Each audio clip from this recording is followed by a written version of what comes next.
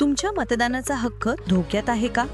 पश्चिम बंगालमध्ये मतदार यादीवरून केंद्र आणि राज्य सरकारमध्ये जोरदार संघर्ष सुरू झालाय. अमित शहा यांनी ममता सरकारवर घुसखोरांना पाठीशी घालत असल्याचा आरोप केलाय. SIR म्हणजेच मतदार यादीच्या तपासणीवरून हे राजकारण तापलंय. पण दुसरीकडे या कामाच्या ताणामुळे बंगालमध्ये अनेक अधिकाऱ्यांचा बळी गेल्याच्या बातम्या आहेत. काय आहे या वोटर लिस्ट वॉर मागच्या सत्य? हा होता या बातमीचा 1 मिनिटाचा सारांश. या प्रशासकीय मोहिमेमुळे गेलेले बळी आणि त्यामागचे संपूर्ण राजकारण समजून घेण्यासाठी हा रिपोर्ट पुढे पाहत रहा.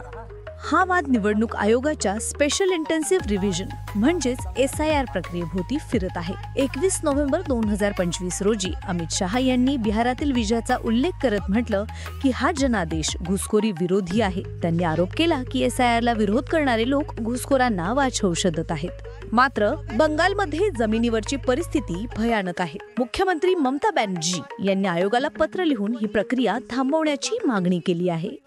जलपाईगुडीमध्ये शांतिमुनी एक्का नावाच्या BLO बूथ लेव्हल ऑफिसर महिलेने कामाच्या प्रचंड ताणामुळे आत्महत्या केल्याची धक्कादायक घटना घडली आहे. TMCचा दावा आहे की या कामाच्या दडपणाखाली आतापर्यंत 28 कर्मचाऱ्यांचा मृत्यू झालाय.